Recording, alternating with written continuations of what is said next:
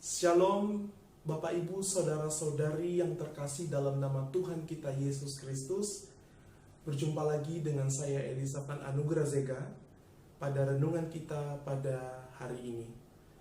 Bapak Ibu Saudara-saudari yang terkasih, tema kita pada hari ini atau tema renungan kita pada hari ini adalah Tuhan tak ada kata menyerah. Sekali lagi, Tuhan tak ada kata menyerah.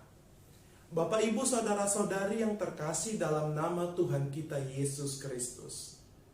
1 tahun kita sudah melalui masa pandemi COVID-19. Tidak terasa 1 tahun kita dilanda oleh virus yang sangat berbahaya ini. Bapak Ibu Saudara-saudari yang terkasih, kita pasti mengingat kembali pada awal-awal tahun 2020 atau awal-awal pada masa pandemi COVID-19 ketika pemerintah menganjurkan kita beraktivitas di dalam rumah. Kita masih teringat Bapak Ibu bahwasanya pada masa-masa pandemi COVID-19 kita di rumah saja dan tidak kemana-mana. Dan kita masih teringat Bapak Ibu pada awal-awal COVID-19 banyak perusahaan-perusahaan yang mem-PHK karyawannya. Dan banyak juga usaha-usaha yang dimiliki oleh masyarakat ditutup. Karena masa pandemi COVID-19 kita di rumah saja.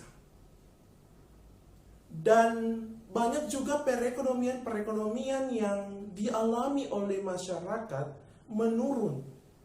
Kita masih teringat di awal-awal tahun 2020 sekitar bulan April, Maret, April, banyak sekarang orang yang mengeluh. Atau awal-awal masa pandemi COVID-19 yang terjadi dalam Indonesia ini, awal-awal banyak orang yang mengeluh dan menyerah dalam kehidupannya.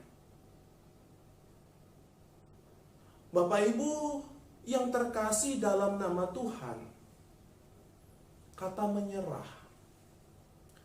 Sepertinya ketika kita mendengar kata menyerah, kita sepertinya sudah tidak ada lagi harapan. Ketika kita sudah menyerah, berarti kita sudah tidak bisa melakukan apa-apa lagi. Saya sudah tidak bisa melakukan ini lagi, itu lagi, dan apa yang harus saya perbuat saya tidak bisa lagi. Ketika kita mendengar kata menyerah atau kita menyerah dalam kehidupan kita. Bapak Ibu yang terkasih dalam nama Tuhan, ketika kita menyerah, apa yang kita dapat? Ketika kita mengalami suatu pencobaan-pencobaan yang terjadi dalam diri kita dan kita menyerah begitu saja, apa yang terjadi dalam kehidupan kita? Terkadang orang menyerah dalam situasi kondisi, pasti orang tersebut menyalahkan Tuhan dalam kehidupannya. Tuhan, mengapa Engkau memberikan kami pencobaan-pencobaan? Tuhan, mengapa Engkau memberikan kami suatu pencobaan yang terjadi dalam diri saya? Saya tidak sanggup Tuhan, saya tidak sanggup. Kita menyerah begitu saja dalam situasi kondisi yang sekarang ini. Ketika kita tidak mendapatkan pekerjaan, kita menyerah.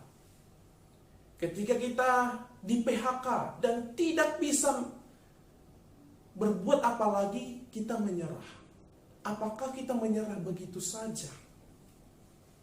Apakah kita menyerah begitu saja ketika pencobaan-pencobaan yang kita alami dalam kehidupan kita? Apakah kita menyerah begitu saja? Apakah kita sanggup mengatakan atau memberitahukan bahwasanya saya menyerah?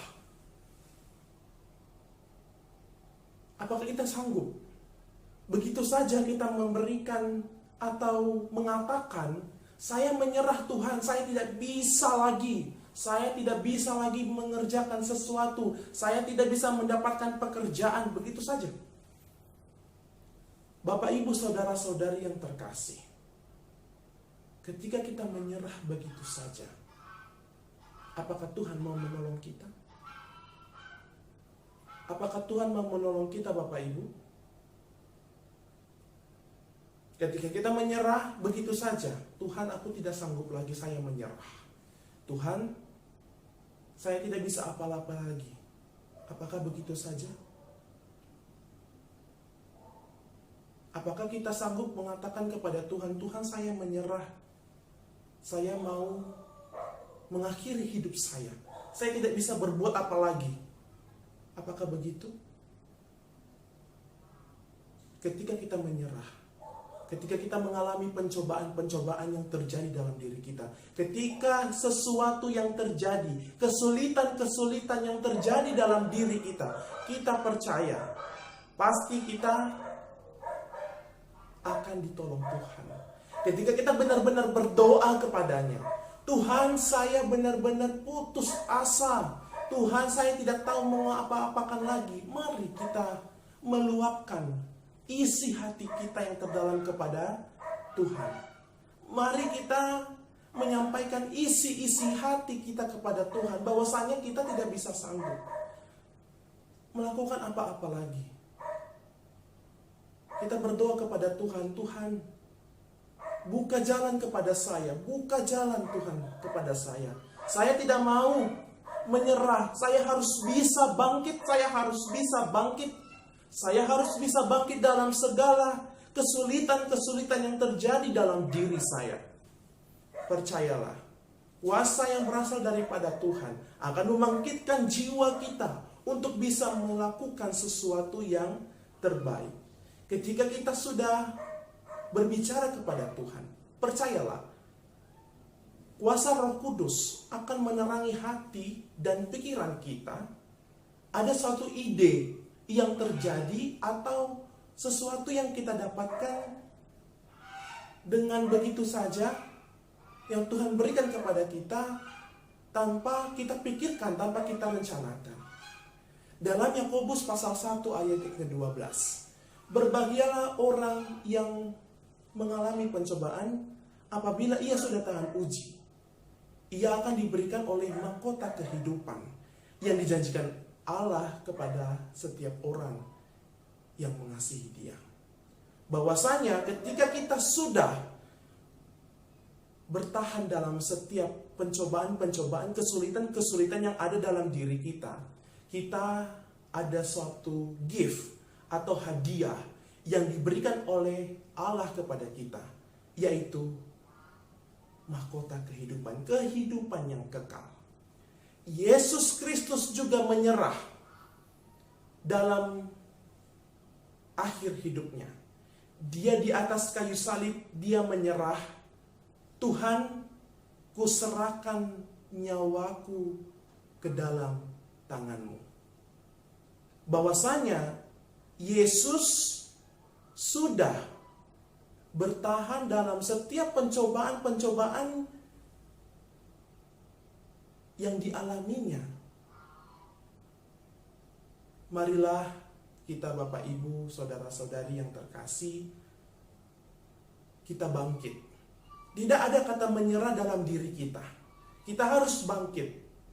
Kita harus bangkit. Karena Tuhan kita, Yesus Kristus, mampu mengalahkan segala pencobaan-pencobaan. Kita harus bangkit. Tidak ada kata menyerah dalam diri kita. Ketika kita menyerah, kita berdoa kepada Tuhan. Tuhan, saya bisa. Tuhan, saya mampu. Semoga firman Tuhan kita pada hari ini menguatkan kita untuk sebagai sumber kehidupan kita pada hari ini.